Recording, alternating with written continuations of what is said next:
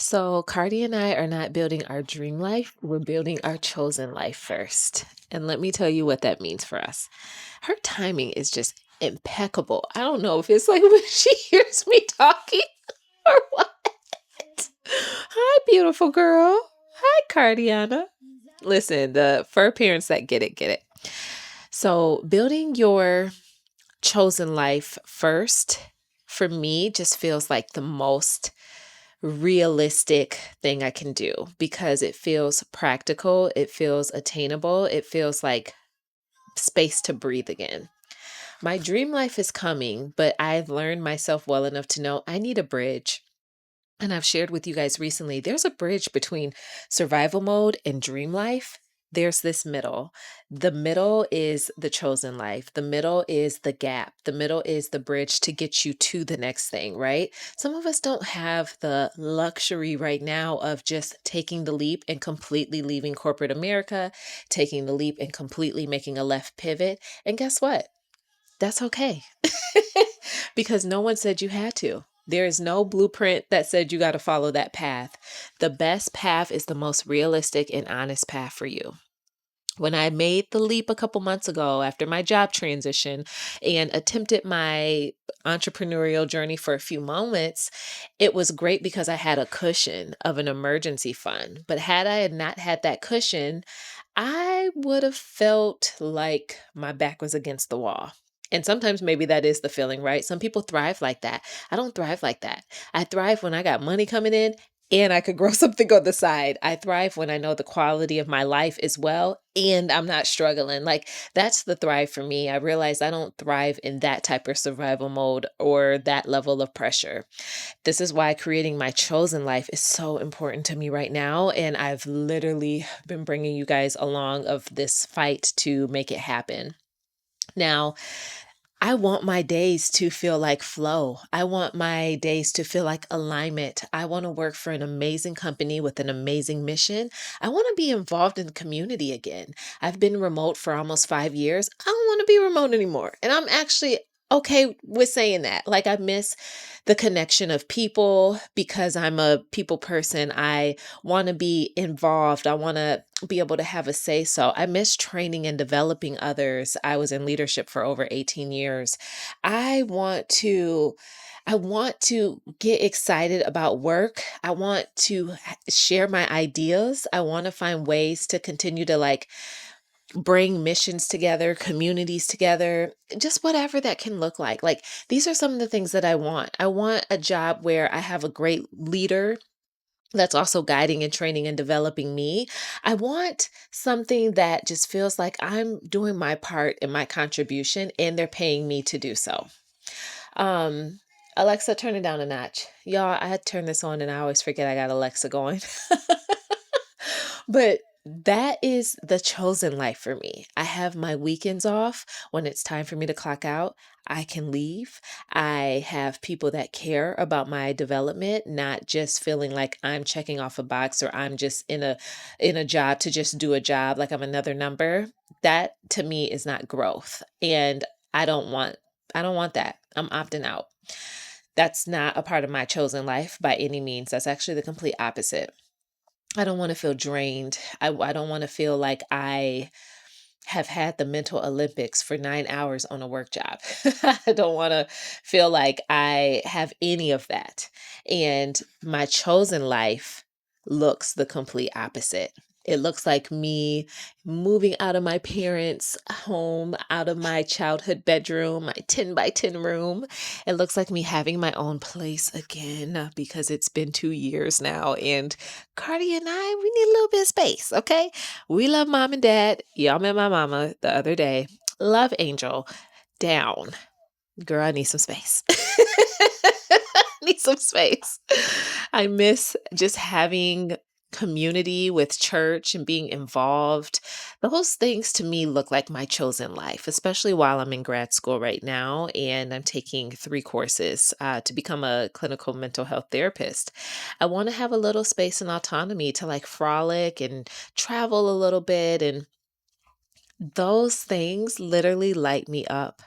I can't wait to start coaching one-on-one and hosting workshops and doing things in the city of Detroit, doing things virtually. Like, just the thing that you give the most amount of time to, when we look at that energy budget, if you watch that previous video about staying or leaving, I'll post it, where I shared the jar example of like, what is the energy budget that it's costing you to stay versus leave? What is your job taking away from you versus what could a healthier position add to you and give you back? When you look at your energy budget, we spend a lot of time at these jobs. We spend more time at work than I feel like we do seeing sometimes our family at home. And the amount of energy that you have to put out, it's not always going to bring you back 100% or tenfold, but it should return something on that ROI where you feel good about continuing to show up, where you feel good about doing your part, where you feel good about clocking in, where you don't have the Sunday scaries. And by the time Monday comes, you're good. Your nervous system is fine. You're easing into your morning. Like, you already know what to expect. I believe, I don't even want to say I believe, I know that that's possible because I've had it before. My unicorn job. I cannot, sometimes I'm just like, wow, did they really pay me? And they did. And I'm just like, wow, there's actually a healthy work environment. For the longest time, y'all, this is my little secret. I used to want to work at Spanx so badly because Sarah Blakely just seemed like the most, one of the most amazing bosses to ever have. And I said, you know what? I may not be able to get in at Spanx, but I can control the type of leader I become. And whenever I've been in a leadership position, I've really strived to be a really well led leader. Like, that's a video for another day. But culture, environment, community, all of that is so important to me. So building my chosen life just feels more like flow. It feels like alignment. It feels like autonomy. It feels like giving me a little bit of space, just space to be able to produce and create again, to be able to make my art, to be able to live life while I'm creating the dream life, because I'm not creating my dream life from urgency of leaving my job. I'm not creating a dream life from depletion. I'm not creating a dream life from scarcity. I'm not creating a dream life from financial lack. I'm not creating a dream life from all of these like red flag spaces that we can tend to live in at times, because when you're in survival mode, that's quite literally like how you feel, like your back is up against the wall and you're just like, okay, just get me out. I'm in this maze. Like, I'm just trying to get out. Just get out, get out, get out.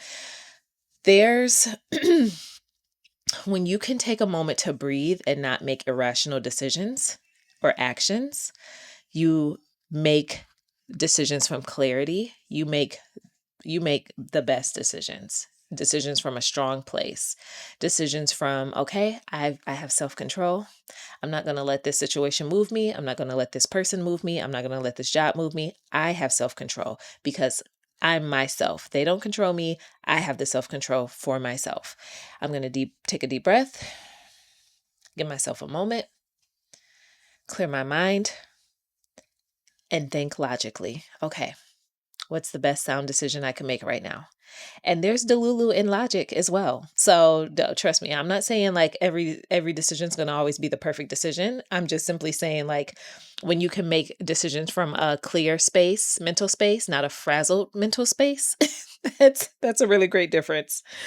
Um, okay. I also put down, I had some notes and I didn't even read any of them. This gives you permission to want a good life that isn't the life yet. When you build your chosen life, you can still have something good that's a bridge. And there's no time limit on that. The time limit is just what you desire and the alignment of where God has you. That bridge could be 3 months, 6 months, 12 months. It could be longer than that. Who knows? Who knows? But I also believe when you write down what you desire and how you want to live, you'll get an idea of like, okay, I'm giving this a good 3 months and then I'm moving on. I'm giving this 6 months or 12 months and then I'm going to make a transition because I will have been able to do what I needed to do in that period of time.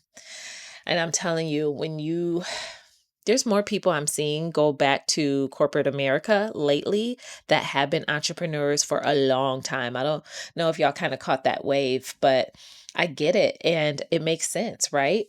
Especially if you've had that journey and maybe you feel like you want something that's just more structured. You feel like you don't want to be one of one anymore. You feel like you want to be a part of something that's already established, and you can go in, utilize resources, elevate yourself, your skills, your tools, and maybe you go back. I don't know. That can look different for every single person, but I think the gap that we ignore is the middle piece, the chosen life. It's the bridge. It's the bridge from the survival to the dream life. And very few people can just leap over the bridge to the other side. Those of us that live in the reality of what our day-to-day life is, with your kids, with your dogs, taking care of your parents, with your bills, with your current expenses, with your current obligations, the reality of what your day to day life is may require you to elevate the chosen life that you can have for yourself. So, this video is permission. This is me handing you a permission slip to think differently about it, create differently with it, and elevate differently through it. Ooh, that was good. Okay. That was good. We like that. That's what my nieces do. Um, so I hope that landed for y'all and I hope that made sense. And if you are someone, I kind of want to know where you're at. Are you in the position where you're going from survival to dream life immediately? Like, nah, Renee, I done saved up 15 racks. I'm quitting this job in 3 days and I am headed to Dubai. I can't even talk. If that is you, I want to hear about it. Like, let me know in the comments. And if you are a little more like me, no, Renee, I am going from survival to my chosen life. I am leaving this job, but I'm aligning myself with the next job, with the next door that will be open for me. We are standing in agreement, honey, touching in agreement where 2 or 3 are gathered. Okay. We are headed to the chosen life. If that is you, I want to know about that too. So please put it in the comments and let me know, where do you stand? What is your current reality right now based off of what is really happening in your life? And of course, based off of what you desire. Because like I said, sometimes you don't go from here to here. You go from step 1 to step 2 and step 3. And it's still a mindful journey if it's the journey that you have to take. I believe any box and container that you're in, even in the discomfort, you can find comfort. I believe even, what do they say? It's kind of like praising until you get through the door, in a sense. Like, you still make use and make well what you have in that moment, where you are in that moment, until you get to the ultimate moment of what you really, really desire. So, on that note, friends, I am leaving you with a quote. Stop waiting for perfect. Start building towards chosen. And remember, you do not have to trace the dream life right now. You can choose the life that lets you breathe again. And nothing's wrong with that. All right, y'all. If you don't know, I am Renee, and I create conversations that bring you home to yourself, gives you permission to heal, to evolve, and to play. And I would love to have you a part of the family. So like, comment, subscribe for the next video. And until next time, friends, meet me in the comments, and I'll talk to you later. Peace out.